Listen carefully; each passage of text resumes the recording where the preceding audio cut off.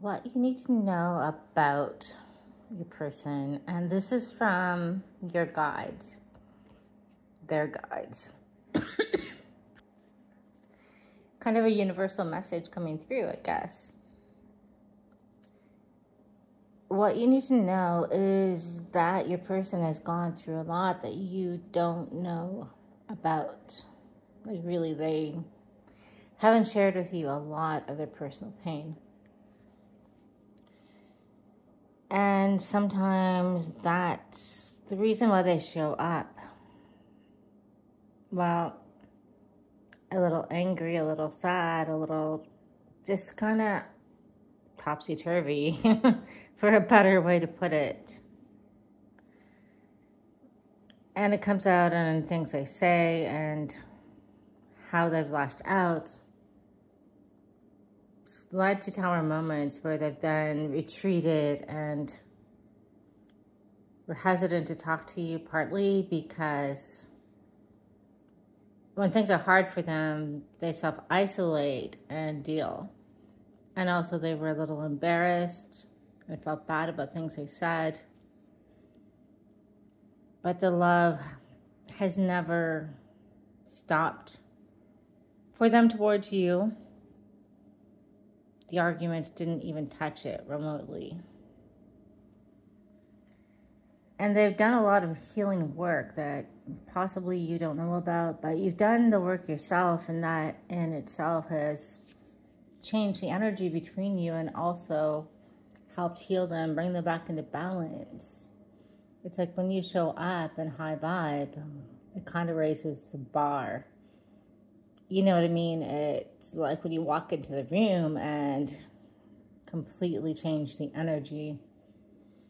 And this is very interesting to me because in their work, I feel they're in the public eye, a lot of these people. And when they walk into a room, they have the charisma, the confidence, the personability. I don't even think that's a word, but let's use that today. Personability.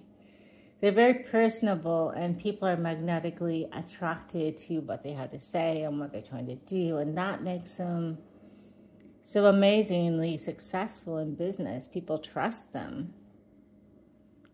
It's just in their personal life when, you know, people don't see the flip side, but you do because you know them more than anyone and they love you. Yeah, it's like the light switch turns off at times. But slowly you are being enlightened. And I think it was partly because you had to do your inner work to realize that what this person's going through and their moods are not about you. I think you're probably very empathic and you take on everything yourself as your fault at times, at least in your unhealed version, but you have done a lot of work to restore your inner confidence and gain a new perspective. And now you know that relationships are equal give and take. And you know when you put in the work. And there were times in the past, for sure, when you needed to take accountability. But most importantly, you have learned when you do not, you know how you've been showing up. You know how your vibe has been. And you know that their sadness or their stress at times belongs solely to them. It has nothing to do with you, and it doesn't have to change your mood or bring your energy down, and that's like so essential. Okay, so your person is reaching a new place of calm. They're learning to bring their defenses down.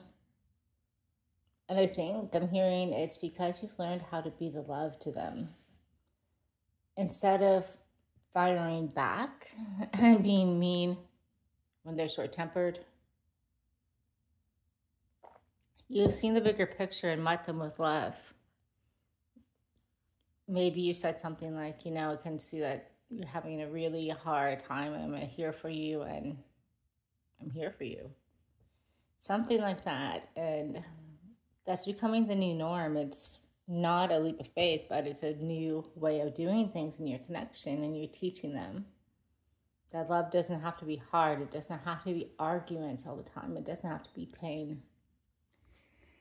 And it's putting a stop to this pain in their hearts and in yours. And, you know, sometimes when people see 3 of Swords, they panic because they think, oh my gosh, third party. But that's a mutual fear of yours, and it's not even remotely true. Neither one of you is interested in anyone but you, right? You're crazy about them, they're crazy about you, but the pain that is stopping is this trauma I feel from past relationships that you lived that were pretty abusive. Basically, you had to defend your well, I guess your heart, your ego, all of it. You had to defend yourself because there was a lot of healing to do because you were constantly put down and made to feel worthless. I think you both have been very verbally abused, and it comes out like fighting cats and dogs sometimes between you. And it doesn't have to, because you are a safe space to each other. This person has regrets about things said during arguments. I don't think you have said so many crazy things, maybe not in the way that they have, but you definitely started arguments and made accusations, and you both have regret of things that it felt like it tore the relationship apart, but sometimes things need dismantling to be put back together better. And you guys are now in a safe space of mutual giving. Like, this guy is standing on 2 large pentacles. He's got 2 pentacles above that. One he's holding, one on his crown. And I think you guys are giving equally to this connection now, and pacing it and having a lot more compassion and understanding for each other, which is transforming things between you. And what was unjust with where the pain wouldn't allow this to progress and come in, it's coming in.